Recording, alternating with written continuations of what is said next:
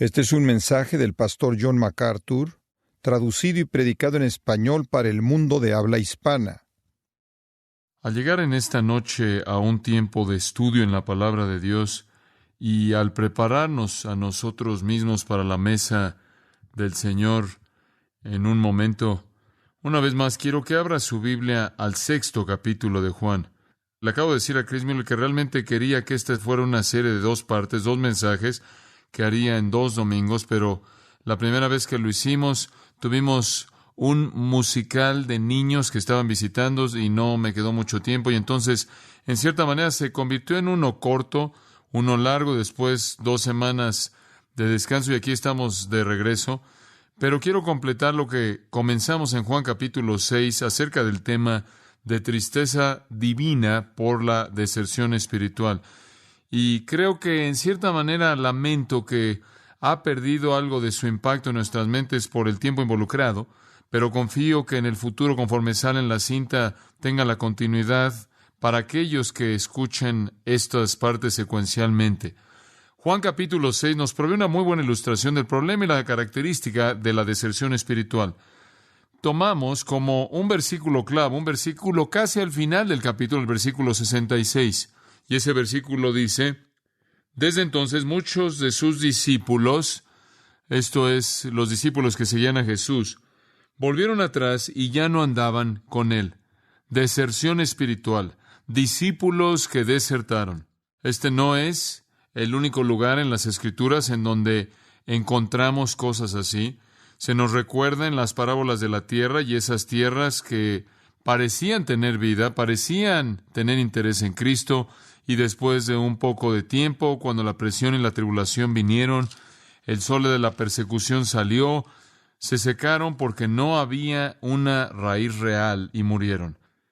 Se nos recuerda de esa tierra llena de arbustos, y cuando la verdadera semilla habría podido crecer y dar fruto, fue ahogada por los arbustos en esa vida, siendo los afanes de esta vida y las riquezas terrenales y cosas así. Tampoco olvidamos a aquellos que son exhortados en Hebreos capítulo 3 a no abandonar el día de la salvación, a no apartarse de las cosas que saben que son verdad. Se nos recuerda de aquellos en 1 de Juan 2:19 que habiendo conocido en su mente la verdad la rechazaron y ya no anduvieron con la verdad de Cristo, sino que se fueron.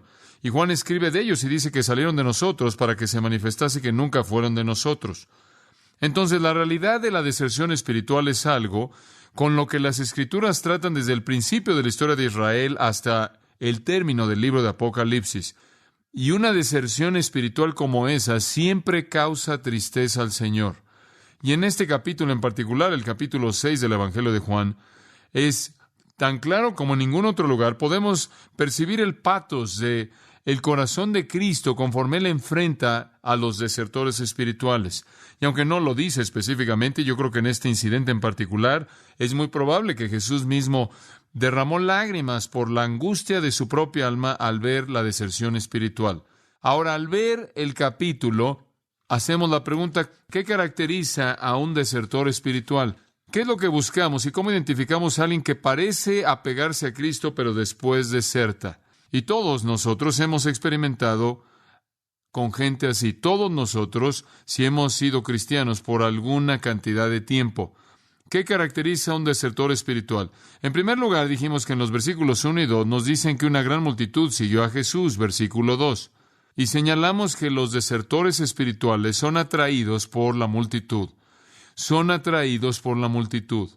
La verdad es que, y digo esto no como un asunto de hecho absoluto, sino que en cierta manera una opinión que está siendo formulada, creo que es más probable que haya desertores espirituales en una iglesia grande que en una pequeña, en donde en cierta manera hay una mentalidad de pertenecer a un grupo grande, en donde en cierta manera hay un aspecto atractivo debido a la diversidad de opciones. Una iglesia como la nuestra que provee todo tipo de contactos sociales, todo tipo de oportunidades recreativas, todo tipo de oportunidades musicales y muchos tipos de relaciones y conferencias y seminarios y campamentos y viajes y demás. provee, creo yo, algo que apela de una manera más atractiva a una persona que no es genuina, por ejemplo, más que una iglesia muy pequeña, con recursos muy limitados, en donde una persona solo puede ir buscando aquello que realmente representa la mente y el corazón de Dios.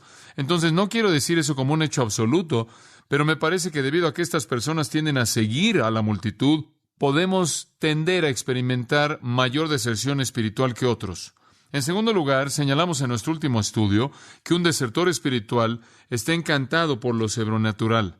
Hay un aspecto misterioso acerca de Jesús en Juan 6 que atrae a la multitud. Versículo 2. Y le seguía gran multitud porque veían las señales que hacía en los enfermos.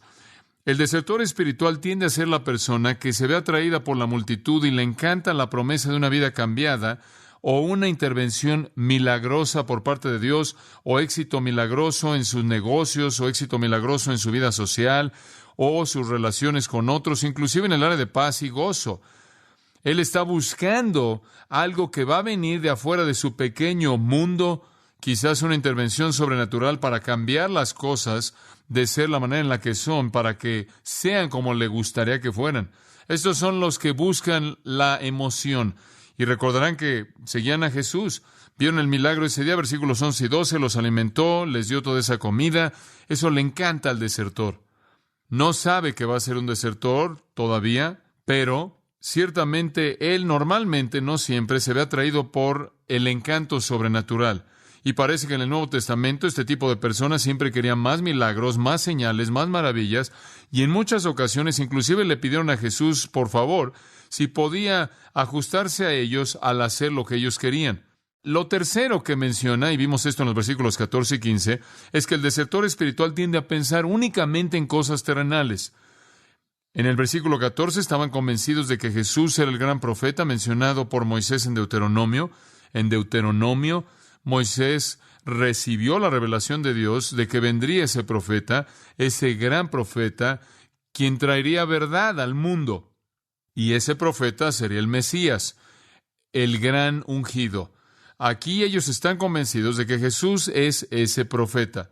Pero en lugar de adorarlo, versículo 15 nos dice, querían apoderarse de él y hacerle rey. Querían forzarlo para que derrocara a Roma y proveyera alimento gratis de manera continua. Querían empujarlo, en otras palabras, para que cumpliera con sus metas personales terrenales.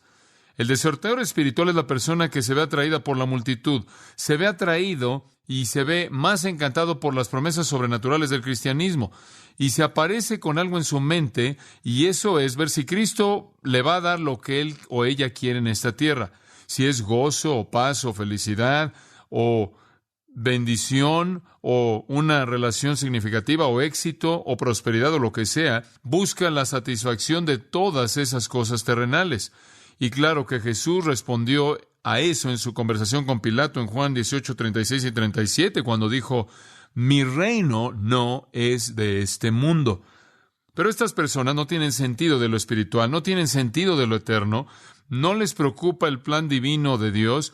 Quieren aquí y ahora lo que Jesús puede dar, y si Jesús no les da lo que ellos quieren, no van a quedarse. Todo está en el aquí y el ahora. En cuarto lugar, vimos que el desertor espiritual tampoco tiene deseo para la verdadera adoración. Y en el incidente, comenzando en el versículo 16 y hasta el versículo 21, Jesús caminó sobre el agua, llegó en la pequeña barca con los discípulos. Finalmente, el incidente terminó con adoración, porque en Mateo 14, registrando el mismo incidente, en el versículo 23 dice que ellos le adoraron. Y aquí tenemos, en contraste, a los adoradores falsos, a los verdaderos discípulos, quienes adoraron al Señor Jesucristo. Los creyentes falsos nunca hacen eso. No les interesa la adoración. Básicamente son egoístas y la religión para ellos es estrictamente utilitaria. Es estrictamente cuestión de pragmatismo. ¿Cómo me va a beneficiar? No hay asombro, no hay maravilla, no hay una alabanza de adoración. No están interesados en la verdadera adoración. En quinto lugar, vimos que el desertor espiritual es un buscador de la prosperidad personal. Ya hemos mostrado eso en términos de la idea de su deseo de cosas terrenales. Esto lo expande un poco más, comenzando en el versículo 22 hasta el versículo 27. Lo único que tienen en mente es la prosperidad personal. Lo único que tienen en mente es lo que ellos quieren. ¿Qué es lo que puedo obtener de Jesús? Y aquí tenía que ser alimento, y como le dije la última vez, la vida para ellos en esa sociedad agricultural básicamente estaba inmersa en tratar de ganarse el pan. No tenían las opciones sofisticadas que tenemos el día de hoy. En una sociedad en la que la mayoría de nosotros no tiene absolutamente nada que ver con la producción de lo que comemos. Simplemente vamos, lo compramos o le pagamos a alguien para que nos alimente. Pero estas personas literalmente vivían para comer, y la idea o el prospecto de comida gratis les habría dado una vacación total para el resto de su vida. Y entonces, cuando pensaron que Jesús podría proveerles eso, lo buscaron, versículo 26, estrictamente por los panes. Y en el versículo 27 les recuerda que están ignorando lo eterno y están buscando lo que perece. De manera típica, un desertor espiritual se acerca a Cristo, cristianos y el cristianismo en la iglesia, para buscar la prosperidad personal. No piensa en la adoración, no le preocupan las cosas celestiales, las cosas eternas ni las cosas divinas. Hay un encanto con lo sobrenatural y lo que pueda significar para ellos. Y ciertamente está el atractivo de la multitud y todas esas personas que parecen haber encontrado algo que los hace feliz y han encontrado algo significativo en su vida, pero está detrás de este deseo la búsqueda de prosperidad personal que domina el pensamiento. Eso lleva a una sexta característica o marca de un desertor espiritual. Él demanda cosas de Dios. Comenzando en el versículo 28, vemos la demanda de poder. Ellos dijeron: ¿qué debemos hacer para poner en práctica las obras de Dios? Y son como Simón en Hechos 8, que quería el poder milagroso de Felipe, y él dijo: aquí hay dinero, les compro esa magia, quiero el poder. Y estas personas son las que demandan poder de Dios, buscan lo milagroso, lo sobrenatural, quieren a Dios y quieren que Él les dé poder. Por eso se forman, como les dije, en las reuniones que convoca gente como Kenneth Hagin y Kenneth Copeland y Fred Price en esta área y otros que predican ese tipo de doctrina, y demandan que Dios les dé poder para que sean prósperos, para que puedan ser eficaces al alcanzar sus metas. Lo segundo que esta multitud demandó en el versículo 30 fue la demanda no solo de poder, sino la demanda de prueba. Le dijeron entonces: ¿qué señal pues haces tú para que veamos y te creamos? ¿Qué obra haces? Bueno, qué ridículo. Él había alimentado probablemente quizás hasta 30,000 personas. Él había creado comida en sus propias manos para ellos. No solo vieron el milagro, sino que se comieron el milagro en una apropiación muy personal. Pero todavía están diciendo: pruébate a ti mismo, muestra tus credenciales. Y esto es algo, créame, que la iglesia siempre ha tenido que enfrentar con estas personas que siempre están buscando pruebas. No es la fe lo que busca eso. La gente dice: bueno, tú sabes, si crees en Dios, Él va a hacer un milagro. Si crees lo suficiente, con suficiente fuerza, Él va a hacer un milagro. Si no dudas, Él va a hacer un milagro. Hay gente ahí afuera que está tratando de torcer su fe y en cierta manera están tratando de forzar en sí mismos una fe y de forzar en cierta manera a Dios a que haga un milagro. Eso no es fe, eso es duda buscando prueba. Eso no es fe. Existen esas personas que quieren que Dios haga un milagro más grande que el último que Él hizo para mostrar sus credenciales, para presionarlo a ser tan solo como estas personas querían que Jesús hiciera algo mejor que Moisés. Le recordaron a Jesús que Él no solo les dio una comida, y Moisés había alimentado a los hijos de Israel durante todo el tiempo que estuvieron en el desierto con maná del cielo. Jesús se dio la vuelta y les recordó que Moisés no los alimentó, sino Dios. Moisés simplemente organizó el proceso de recolecta. Después, en el versículo 34, demandan algo más. Primero, demandan poder. En segundo lugar, demandaron prueba. Y en tercer lugar, demandaron provisión. Ellos dijeron: danos este pan. ¿Tienes algún tipo de pan especial que va a hacer que estemos tan satisfechos que ya no vamos a tener hambre? Dánoslo. Es una respuesta demandante de Cristo. Él se está refiriendo, claro, al pan del cielo, la vida eterna que está en sí mismo. Él se está ofreciendo a sí mismo a ellos. Ellos no entienden eso. Ellos dicen: tú tienes algún tipo de pan que hace que la gente nunca tenga hambre. Dánoslo en nuestros términos. Pan poderoso para terminar con nuestra hambre. Muy egoístas. Y como usted puede ver, el espíritu egoísta en todas estas cosas es evidente. Entonces el discípulo superficial, el desertor espiritual, demanda que Dios haga lo que ellos quieren, cuando ellos quieren, que les dé poder, que les dé pruebas, que les dé provisión. Queremos lo que queremos cuando lo queremos. Es como un niño consentido, sin paciencia, sin sentido de sumisión.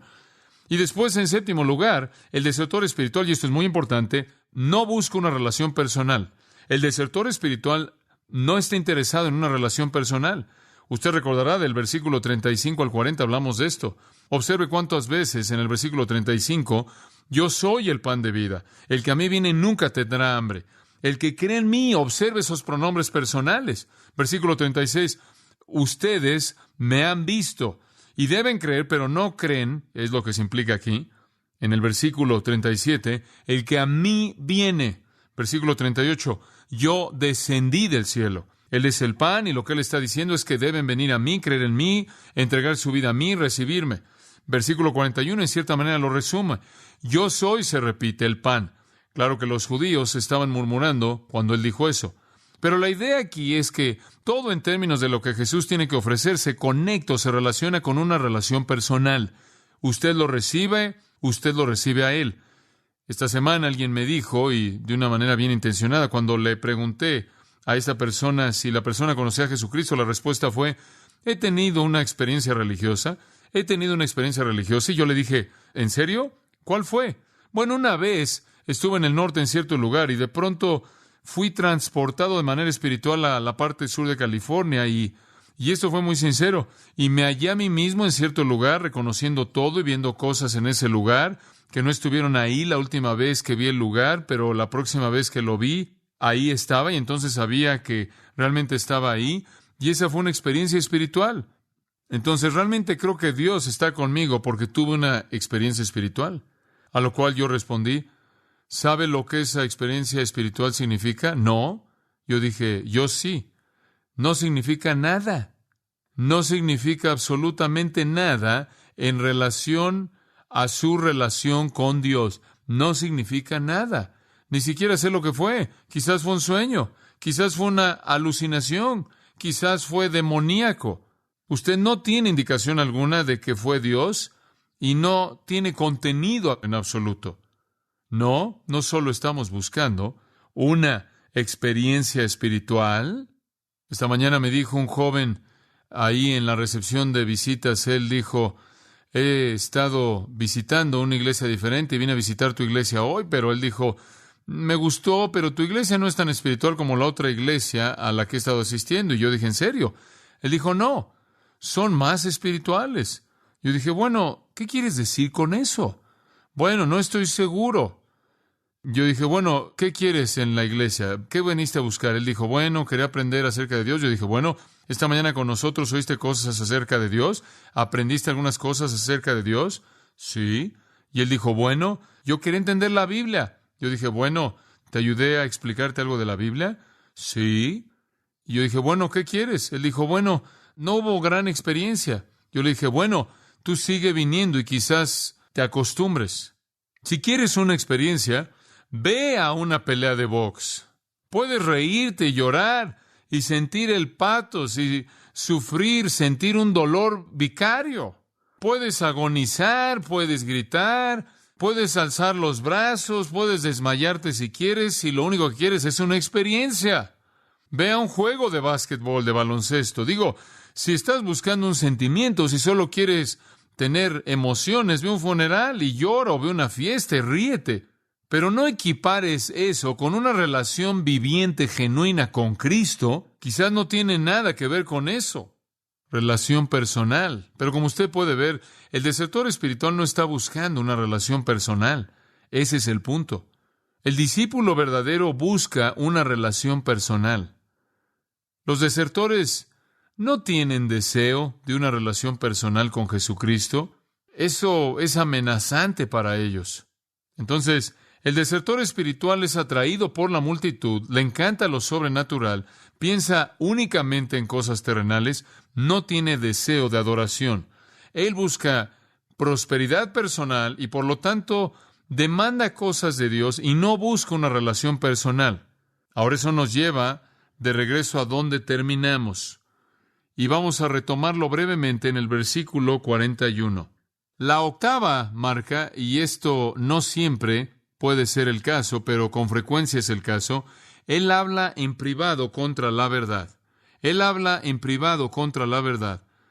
Ha sido mi experiencia y creo que es el entendimiento de una experiencia espiritual de manera muy amplia, que la gente que viene a la iglesia buscando lo que puede sacar o obtener de Cristo y no lo recibe, puede continuar involucrado en el juego en frente de los cristianos, pero comienza a menospreciar y criticar y burlarse de la iglesia cuando sale. Versículo 41. Los judíos murmuraban porque había dicho, yo soy el pan que descendió del cielo. ¡Qué ridículo! Ellos se rieron hasta burlarse. Y decían, ¿no es este Jesús, el hijo de José, cuyo padre y madre nosotros conocemos? ¿Cómo pues dice este del cielo he descendido? Sabemos que solo fue un hijo como cualquier otro hijo, y se burlaron de la verdad. Jesús respondió y les dijo, no murmuréis entre vosotros. Como puede ver, él despedazó su esperanza de alimento gratuito y estaban enojados. Y una vez que Jesús no les da lo que quieren, la gente comienza a darle la espalda. No hubo un deseo de arrepentimiento, no hubo deseo de fe. Ellos básicamente querían comer de las algarrobas de la tierra que únicamente eran apropiadas para los cerdos y no el pan dulce del cielo, por decirlo de una manera simple. Entonces, cuando no recibieron lo que querían, se burlaron. Así no es cuando alguien verdaderamente viene a Cristo, entonces se burlaron. Y Jesús dijo, versículo 44, ninguno puede venir a mí si el Padre que me envió no le trajere, y yo le resucitaré en el día postrero. Y ahí tenemos lo mismo, que es sumamente interesante, en donde Jesús casi quiere explicar su incredulidad apoyándose en ¿qué? En la soberanía de Dios. De nuevo, y es casi como si dijera, bueno, después de todo no pueden venir a menos de que el Padre los atraiga. Digo, es casi una manera de decir, bueno, aquí está la respuesta para entender cómo es que me pueden rechazar. Aquí hay una explicación para entender cómo es que puedan decir que no. No parece haber alguna explicación razonable, pero la hay, y es que no pueden venir de ninguna manera a menos de que el Padre los traiga. Y si el Padre los trajera, entonces vendrían y se quedarían y yo los resucitaré en el día postrero. Él no discute con ellos, él no dice, bueno, si insisten, permítanme hacer algunos trucos más, permítanme realizar algunas maravillas más. Él no dice eso. Eso lo regresa a su confianza en la soberanía de Dios. Él dice, de hecho, el agua no va a subir al monte, las fuentes amargas no dan agua dulce, los árboles malos no dan buen fruto, y sin un llamado de gracia soberana, nadie puede venir de cualquier manera, y de nuevo él se apoya, él descansa en la soberanía de Dios. Pero es típico que un desertor hable mal en contra de una iglesia. He experimentado eso muchas veces. La gente viene y, hombre, quieren obtener lo que quieren, y vienen y están con la multitud y quieren ver lo que Dios va a hacer, y vienen con sus metas personales para que Dios haga lo que ellos quieren, y cuando Dios no hace lo que ellos quieren que haga, entonces comienzan a burlarse. Y me llegan a mí las palabras en muchas ocasiones de gente que vino por un tiempo y después comienza a hablar mal contra el ministerio porque no se les dio las pequeñas cosas que tenían en su lista. Un desertor también se caracteriza, y si está siguiendo esto, número 9 en una lista, un desertor también se caracteriza porque no tiene hambre de la realidad divina, de la verdad divina. No tiene hambre de eso. Observe el versículo 45, lo cual realmente es una cita de Isaías 54:13, pero es una cita representativa de muchos profetas. Jeremías, Joel, Miqueas, Sofonías, Malaquías, todos enseñaron lo mismo, y esto era común entre los profetas. Y entonces está escrito en los profetas, Isaías 54:13 se cita como representando a todos esos profetas. Escrito está en los profetas, y serán todos enseñados por Dios. Así que todo aquel que oyó al Padre y aprendió de Él, viene a mí. Como puede ver, Él dice, aquellos que vienen son los que han sido enseñados por Dios. Han sido enseñados por Dios. Esta es una frase hermosa. Es igual a ser traído por el Padre. Versículo 44, el Padre los trae. Versículo 45, el Padre les enseña. Es como si dijera, todos los que el Padre trae, Él los enseña, y a todos los que Él trae vienen, y Él les enseña y ellos aprenden. Entonces, los verdaderos discípulos vienen a Cristo y aman la palabra. Tienen un hambre de realidad divina. La atracción de la elección está conectada con la verdad divina viniendo a través de la palabra. Y entonces podemos hacer la pregunta de manera muy simple. Hágase esta pregunta: ¿cuál es el anhelo de mi corazón? ¿Acaso es el anhelo de mi corazón un hambre por el pan de la palabra? Si es así, entonces esa es la marca de un verdadero discípulo. Si esa no es el hambre de su corazón, si el hambre de su corazón es de prosperidad personal, ganancia personal, el engrandecerse a sí mismo, entonces eso es característico de un desertor espiritual. Y cuando usted no recibe lo que quiere, se va a ir, se va a ir. Subráyelo. ¿Acaso su corazón tiene hambre por la palabra? ¿Es suficiente el pan del cielo? ¿Es suficiente para usted ser atraído por el Padre y después ser enseñado por Dios?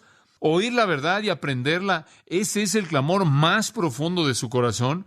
Y alguien viene a mí, recientemente recibí una carta de alguien que dijo: dejo su iglesia porque quiero ir a un lugar donde pueda tener una experiencia. Entiendo eso. Algunas personas quieren ser enseñados por Dios.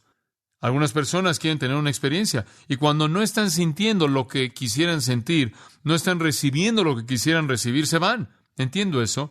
Y creo que en un sentido usted sabe, me siento mal por eso, pero en otro sentido creemos que la prioridad es la palabra de Dios. Observe el versículo 46. No que alguno haya visto al Padre, sino aquel que vino de Dios, éste ha visto al Padre.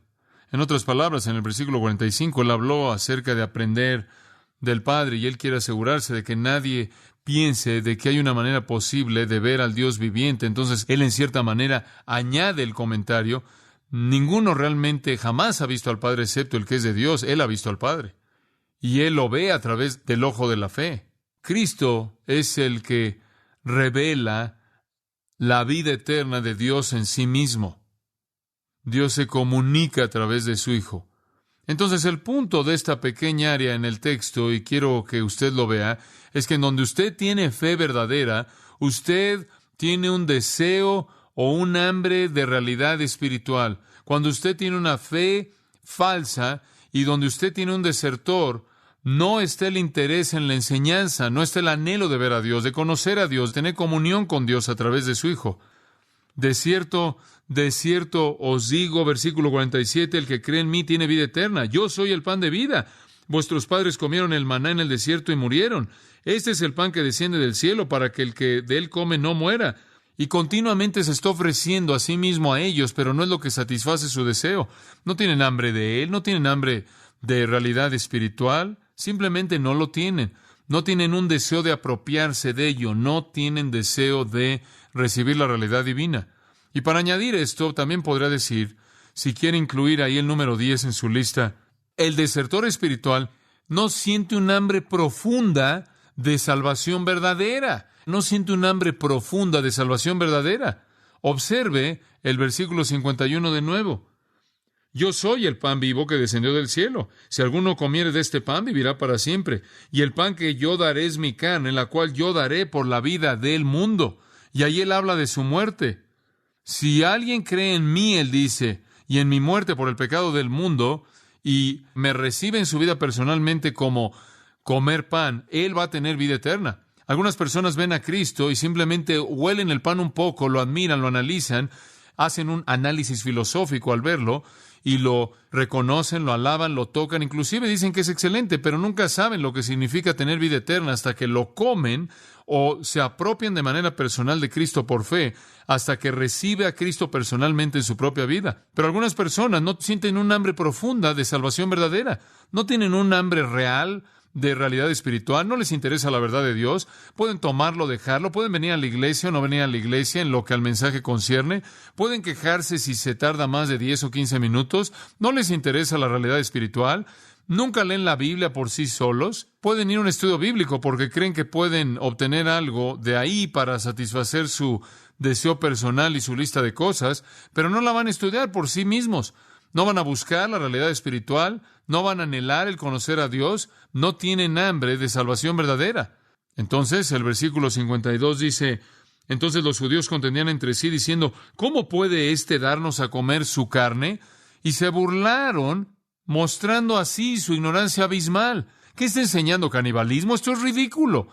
¿Cómo es que nos va a dar su carne? Esto le muestra lo densos mentalmente, espiritualmente que estaban.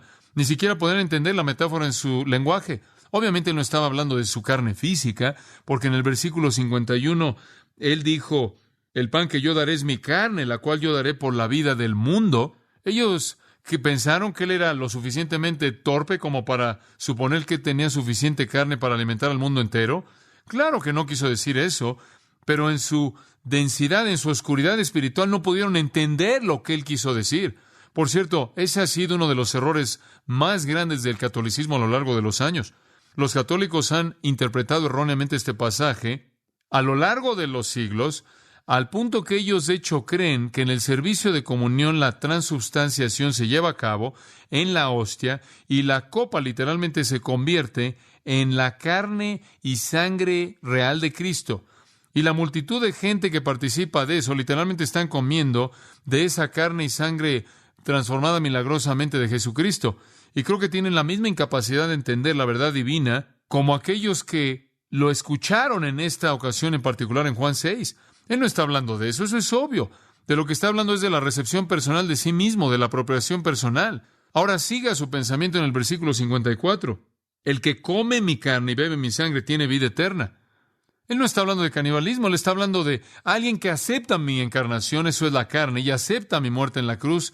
Ese es simplemente la sangre derramada. Esto en un sentido es una referencia a su encarnación y su crucifixión. Usted debe aceptar que Dios vino en carne humana y murió en la cruz. Y el que acepta eso, el que come esa verdad y la recibe, lo resucitaré en el día postrero y de manera implícita, así como me resucitaré a mí mismo de la tumba, porque mi carne es verdadera comida y mi sangre es verdadera bebida. El que come mi carne y bebe mi sangre, en mí permanece y yo en él. Así como cuando usted recibe la comida, usted la come, se vuelve usted. ¿Ha notado? Claro. Y ese es el trabajo de los aminoácidos. No importa lo que coma, se manifiesta en usted. Usted puede comer cualquier tipo de comida. Puede ser un vegetal, un mineral, un animal. Puede comer pollo y no le empiezan a salir plumas. Simplemente es más de usted y esa es la operación de su sistema de aminoácidos. Y esa pequeña ilustración de ciencias naturales es la analogía de nuestro Señor. Cuando ustedes beben mi sangre y comen mi carne, esto es, ustedes reciben mi encarnación y se apropian de mi muerte, literalmente se vuelven uno conmigo. ¿No es ese un pensamiento maravilloso? Yo me vuelvo ustedes. Esa es la razón por la que en Gálatas 2:20 dice, la vida que vivo, la vivo por la fe en el Hijo de Dios, quien me amó y se entregó a sí mismo por mí. Esa es la razón por la que Gálatas 2:20 dice, ya no soy yo, sino Cristo vive en mí. Y recibo vida eterna, y recibo vida de resurrección, y seré resucitado en el día postrero, cuando me apropie personalmente de Cristo. Y él lo vuelve a decir en el versículo 57, como me envió el Padre viviente, y yo vivo por el Padre, asimismo el que me come, él también vivirá por mí. Ustedes reciben esta vida, la vida misma de Dios. Lo reciben su vida, recibe vida, la vida de Dios, vida eterna, resurrección, unidad con Cristo, cosas increíbles. Este es el pan que descendió del cielo. No es como el maná que sus padres comieron. Versículo 58 dice, ustedes comen esto y ustedes ¿qué? Vivirán eternamente. ¿Entienden sus palabras? ¿No es cierto? No es tan difícil. La salvación es una relación, amados. Eso es lo que está diciendo. Es la vida intercambiada. Es recibir a Cristo. Él me trae vida eterna, vida de resurrección, vida divina, uno con Cristo. Pero Jesús está diciendo eso a estas personas y no están interesados. Versículo 59 dice que él enseñó estas cosas en la sinagoga, enseñando en Capernaum. No estaban interesados en esto. Como puede ver, esto es algo muy básico. Solo los hambrientos comen, solo los hambrientos comen. El desertor no tiene hambre de justicia espiritual. El desertor no tiene hambre de salvación. ¿Por qué? Está lleno del mundo y está lleno de sí mismo y tiene todas las respuestas y está satisfecho en sí mismo, está alimentado con la comida que perece. La idea del pan de vida es absolutamente ridícula para él. Permítame hablar del concepto de comer por un momento antes de que concluyamos con esto. El concepto de comer es un retrato muy vívido para expresar apropiación personal de Cristo. Y le voy a decir por qué. En primer lugar, comer es necesario si voy a disfrutar de la ventaja que me puede dar el pan. Yo puedo oler el pan, puedo ver el pan, me puede gustar el pan, puedo apretar el pan, pero no me va a ayudar en nada hasta que yo lo coma. Lo mismo es el caso con Cristo. Usted puede admirar a Cristo a distancia, puede en cierta manera tocarlo y decir, ¿no es maravilloso? ¿No es Él hermoso? ¿No es eso maravilloso? Hombre, creo en Él, es algo grande. Pero no es sino hasta que usted lo recibe en su propia vida, lo recibe como su propio Señor y Salvador, al Dios viviente en carne humana, y acepta su muerte y resurrección para beneficio de usted, que se apropia de la ventaja que el pan de vida intenta darle. Entonces, comer es una analogía muy apta. En segundo lugar, comer siempre responde a una necesidad percibida, a una necesidad percibida. Esa necesidad se llama hambre. Y permítame decirle algo, no hay nada tan maravilloso como comer cuando tiene hambre, es maravilloso. Y le voy a decir algo más, no hay nada tan repulsivo como comer cuando no tiene hambre. Y he experimentado eso en mi ministerio, en donde todo mundo, cuando usted va a algún lugar, quiere alimentarle el becerro ya engordado, desayuno, comida y cena, y cuando todavía usted anda ahí, ya ha pasado la tarde, ya es casi la noche, todavía no ha podido tragarse lo que comió en la mañana y quieren volverle a dar de comer, realmente es repulsivo. Y con frecuencia hago la analogía de eso con la persona en el mundo que no tiene apetito de cosas divinas. Usted puede metérselo si no hay apetito, pero cuando un pecador ama su pecado, cuando un pecador está lleno del mundo, satisfecho de la carne, lleno de la comida que perece, el pensamiento de verdadero pan es ridículo, repulsivo, es nauseabundo, se burla de él, lo desprecia, aleja a Cristo de sí mismo. No es sino hasta que un hombre está quebrantado por su pecado y despierta ante la realidad de su condición perdida, su falta de propósito en la vida. No es sino hasta que un hombre o mujer percibe su vacío, su soledad enfrente de Dios, el hambre intensa de su alma que clama por salvación. No es sino hasta que experimenta eso que va a comer con pasión el pan verdadero. Y entonces, lo que estamos haciendo en ese sentido es, conforme llevamos el mensaje de Cristo, estamos buscando corazones hambrientos, ¿no es cierto? Entonces, comer es una analogía apta por esa razón, porque es responder a una necesidad percibida. Comer también implica apropiación, apropiarse de algo. La comida es tomada y se vuelve nosotros. Y comer también es personal. ¿Alguien no puede comer por usted? Si hubiera podido haber hecho eso años atrás, lo hubiera hecho porque me ocupo tanto que no tengo tiempo ni de comer. He pensado en que alguien coma por mí, pero realmente no creo que va a funcionar muy bien. Tengo que hacer eso yo, de manera personal. Tengo que hacer eso por mí mismo. Nadie puede hacer eso por mí mismo. Entonces, cuando el Señor seleccionó el comer como la analogía aquí, realmente escogió una analogía maravillosamente rica.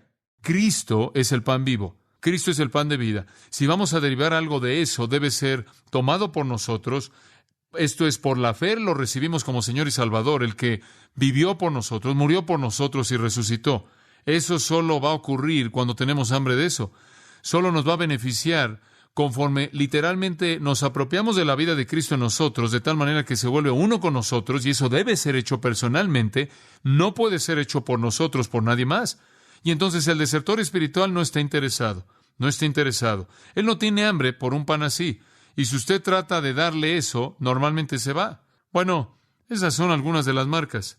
Veamos la respuesta en el versículo 60. Al oírlas, muchos de sus discípulos dijeron, dura es esta palabra, ¿quién la puede oír? Por cierto, estos no necesariamente son verdaderos creyentes, como veremos en el versículo 66. Ellos dijeron, esto es duro. Y con eso quieren decir, esto se puede rechazar, esto es ofensivo. ¿Qué es lo ofensivo y qué es lo difícil en esto? Le voy a decir lo que es. Muy fácil. Jesús está diciendo, yo soy la fuente de vida espiritual, solo yo. Y ellos están diciendo, espera un momento, eso puede cuestionarse. Y entonces aceptar tu carne y tu sangre, eso se puede cuestionar.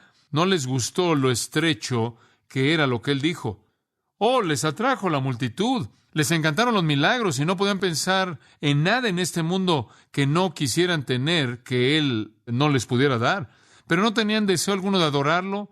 Entonces solo buscaron ganancia personal, querían demandar lo que ellos quisieran que él les pudiera dar. No había un deseo de relación, no había hambre de realidad espiritual, no había una necesidad percibida de arrepentimiento y salvación, no tenían interés en su muerte por el pecado. Y entonces en el versículo 61 Jesús percibió su respuesta, y cuando Jesús supo en sí mismo que sus discípulos, ahora pueden marcar ahí la palabra discípulo, que no significa nada más que un seguidor, verdadero o falso aquí, cuando él supo en su interior por su omnisciencia que estaban murmurando por esto, él les dijo, ¿esto os ofende? ¿No creen que descendí del cielo?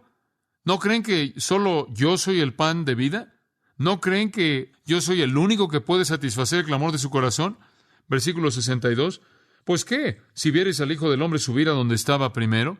En otras palabras, si yo solo despego como un cohete y regreso al cielo, ¿van a creerme entonces? Si yo regreso al cielo, ¿van a creer que yo vine del cielo? Y esa es una declaración interesante, porque eso es precisamente lo que hizo, ¿verdad? En su ascensión, pero no ante los ojos de nadie más que sus propios discípulos, quienes eran verdaderos creyentes.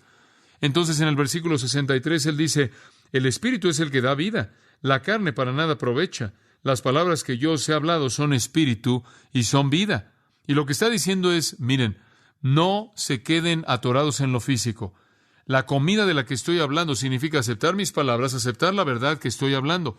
Pero, versículo 64, hay algunos de vosotros que no creen. Porque Jesús sabía desde el principio quiénes eran los que no creían y quién le había de entregar. Él sabía quiénes eran los desertores. Él era omnisciente. Habían algunas cosas que él escogió no saber, como el tiempo y las sazones que el Padre planeó para el futuro. Pero habían algunas cosas que él escogió saber en su omnisciencia. Y una de esas áreas fue quién era el desertor y quién era el traicionero, quién era el traidor y con qué profundidad eso debió haber lastimado su alma perfecta. Yo sé quiénes son, él dijo, yo sé eso. Y de nuevo, versículo 65 se apoya en la soberanía y él dice esto casi en un soliloquio una vez más. Y dijo, por eso os he dicho que ninguno puede venir a mí si no le fuere dado del Padre. Esa es siempre su explicación. Bueno, lógica y racionalmente y de manera razonable, no puedo entender por qué no creen, pero entiendo que no pueden creer a menos de que les sea dado de mi Padre. Una expresión de respuesta a su propio dolor de rechazo se apoya en la soberanía. Y después dice esto en el versículo 66. Desde entonces muchos de sus discípulos volvieron atrás y ya no andaban con él.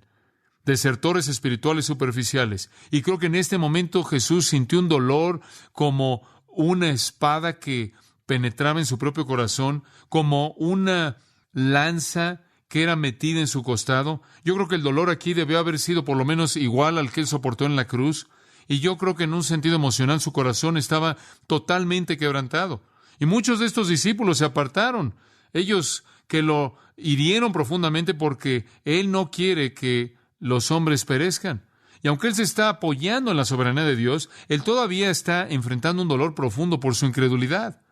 Y observe la respuesta en el versículo 67. Esto nos ayuda a entender al Cristo compasivo. Dijo entonces Jesús a los 12, y tiene que entender el texto griego, dice, ¿ustedes tampoco se van a ir, o sí? Es casi patético, es casi como decir, no van a hacerme esto, o sí, por favor. Es mein en el griego y espera una respuesta negativa, y entonces lo expresa de esa manera, ustedes no se van a ir, ¿verdad? Y el dulce Pedro responde, Señor, ¿a quién iremos? Tú tienes palabras de vida eterna. Él sabía que no estaba hablando de comer su cuerpo y beber su sangre. Él sabía que estaba hablando de recibir su carne y su sangre. Y él sabía que eso significaba recibir sus palabras, su verdad. Y Pedro responde, no por sí mismo, ¿a quién iremos? Y él incluye a todos esos discípulos genuinos que todavía quedan. Versículo 69, y nosotros hemos creído y conocemos que tú eres el Cristo, el Hijo del Dios viviente. Tú eres Dios en carne humana. Oh, qué bendición. Aquí, por la gracia de Dios, del Padre que los llamó, hay algunos que piensan en cosas celestiales. Oh, qué cambio, qué refrescante. Algunos buscan adorar, algunos buscan una relación personal con Cristo, algunos quienes entienden su verdad y buscan arrepentimiento y buscan salvación. ¡Qué bendición! ¡Qué bendición! Son genuinos. Pero no termina ahí. Versículo 70, el capítulo termina con 2 versículos finales. Jesús les respondió, ¿no os he escogido yo a vosotros los 12 y uno de vosotros es diablo? Pedro, estás mal. Yo sé que dijiste nosotros, Pedro, pero no son los 12, son solo 11. Uno de ustedes es un diablo. Hablaba de Judas Iscariote, hijo de Simón, porque éste era el que le iba a entregar y era uno de los 12. Escuche, algunos desertores espirituales desertan antes. Algunos desertores espirituales se meten al grupo más íntimo y desertan mucho tiempo después. Judas es el prototipo, el desertor prototipo, la ilustración perfecta para concluir. Escuche, Judas fue atraído a Jesús por la multitud. A Judas le encantaba lo sobrenatural. Judas solo pensaba en cosas terrenales. Él no tenía deseo de adorar a Cristo. Él únicamente buscaba ganancia personal. El dinero era su Dios. Él demandaba lo que quería. Y cuando no lo recibió, él trató de vender a Jesús por todo lo que pudo obtener. Él nunca tuvo una relación íntima con Cristo. Él no tuvo entendimiento alguno de la verdad divina. Y él nunca tuvo hambre de salvación genuina. Él es el desertor modelo. Me gustaría que él fuera el único, pero no es así. Han habido millones que se han unido a Judas en el beso del desertor para traicionar al Hijo de Dios. Y eso entristece el corazón del Salvador. Usted ha escuchado a John MacArthur, maestro bíblico de Gracia a Vosotros. Para más información y acceso gratuito a todos los mensajes de John, así como una lista de libros incluyendo la Biblia de estudio, visite la página web en gracia.org. Gracia a Vosotros y el pastor John MacArthur se reservan toda protección y el derecho de autor bajo la ley que esté vigente. La información de derechos de autor está disponible en gracia.org, que incluye instrucciones para limitar la duplicación de este archivo digital. Gracia a Vosotros es una organización sin fines de lucro, dedicada a desarrollar recursos desde las enseñanzas del pastor John MacArthur, las cuales ofrecen la verdad de las Escrituras. Por otra parte, estimado oyente, su apoyo en oración y sus donaciones al ministerio nos ayudan a lograr este propósito para equipar a miles de personas de habla hispana. Si desea hacer una donación u ofrenda, puede hacerlo utilizando su tarjeta Visa, Mastercard, Discovery o American Express. Si vive en Estados Unidos o Puerto Rico, puede llamarnos al 1-866-5-GRACIA. Esto es 1-866-547